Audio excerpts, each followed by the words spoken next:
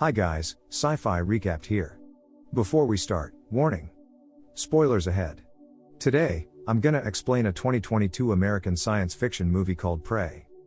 The movie begins with Naru, a young Comanche woman, waking up and preparing herself for the day, sometime in September 1719, in the Great Plains.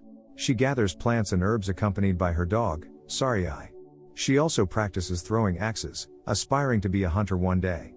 When noticing a deer, she attempts to hunt it down but fails as both she and the deer are distracted by loud rumblings at the sky, which she assumes is a thunderbird.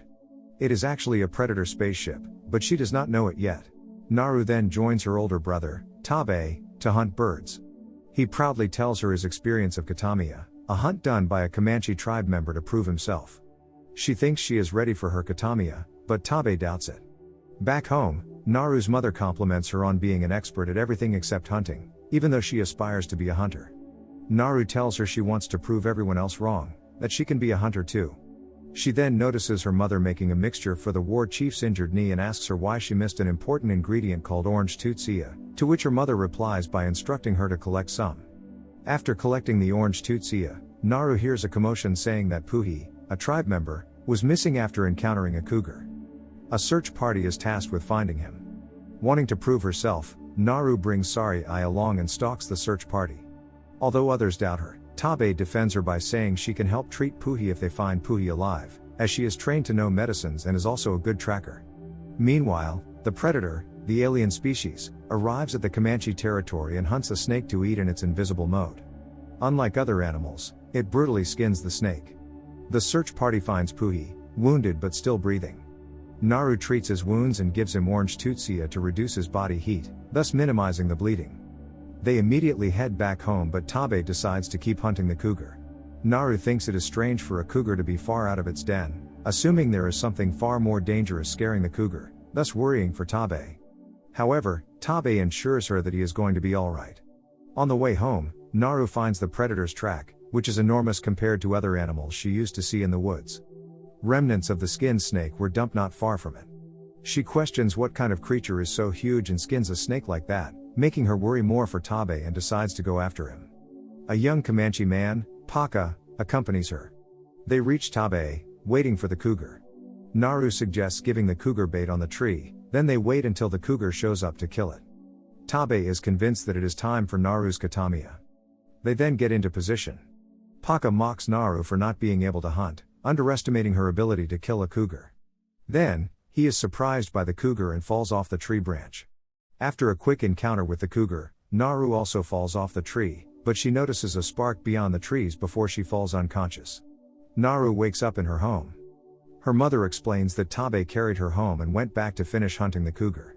Naru panics, knowing there is something far more dangerous out there, but Tabe arrives with the severed cougar's head. The successful hunt earns him the title of the war chief. Naru confronts him, uneasy because the mysterious thing is still out there even though he defeated the cougar. She is determined to find it even without his permission. The next day, Naru goes hunting. She discovers a tree branch marked with the glowing green blood of the predator and its track. She practices her hunting skills and hunts rabbits. Meanwhile, the predator hunts a wolf, skins it, and takes its skull. Naru continues her journey and discovers a herd of dead and skinned bison. The predator, hiding not far from them in a cave, hears Sarai's bark and follows Naru's tracks across the river. Sarai goes missing. While Naru is looking for it, she is trapped in a mud-filled bog pit, but survives with her axe-throwing skill, attaching her latched axe to a tree trunk and pulling her body out of the mud. She washes herself and her equipment in the river when she spots a grizzly bear and finds Sarai coming back to her. The wind changes direction, causing the bear to smell her presence. It approaches her, and to add things worse, her bowstring breaks just as she is aiming for the bear. Sarai distracts the bear, allowing Naru to repair her bowstring. She fails to hit the bear and runs to a nearby stack of wood.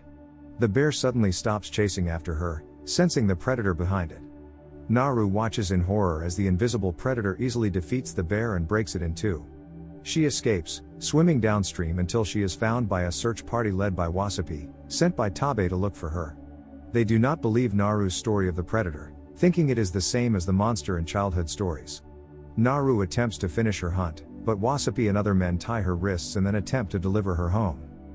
While the party takes a rest to drink, the predator catches up to them. It quickly decimates the whole search party, except for Naru, who cleverly finds ways to escape. However, her foot is stuck in a bear trap, but the predator leaves her. French trappers find her and take her hostage.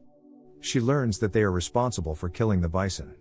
Their translator, Raphael, questions her about the predator because she has encountered it. He begs her to help them defeat the predator together, but she refuses to talk.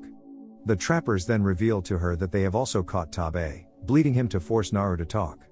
They then use Tabe and Naru, tied to a tree, as bait to the predator so they can hunt it. Tabe confesses that before she falls unconscious, Naru has weakened the cougar, enabling him to finish it. He admits that there are things he did not see that Naru notices.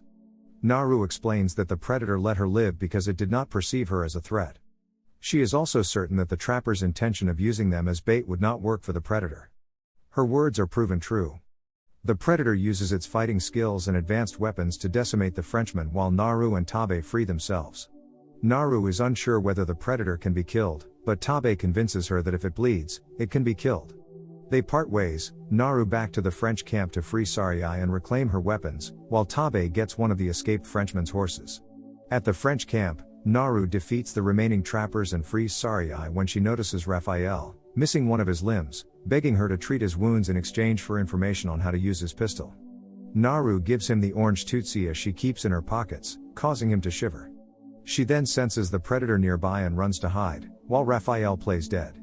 Naru is shocked when she observes the predator not immediately attacking Raphael, as if he is invisible to it.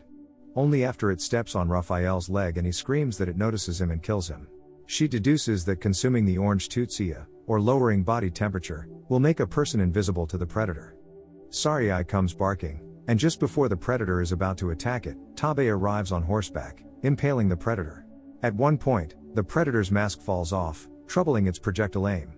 After an intense battle, Tabe realizes they are losing against it and allows Naru to escape while he is impaled from the back by the predator. One of the tribe members delivers Tabe's weapons to his mother, informing her that he is dead. Naru loads Raphael's gun by the river and notices a surviving Frenchman washing nearby. Instead of shooting him, she knocks him unconscious, severs one of his legs, and baits him to use an unloaded gun. While the Frenchman curses at her and is preparing to shoot her, she bites the orange tutsia as she senses the predator nearby. Her plan works, as the predator walks past her and directly attacks the Frenchman. She knocks on the predator's mask and takes it, then flees. Naru ambushes the predator by lurching herself towards it from the top of a tree. She does not try to kill it as she knows its strength is much greater than her.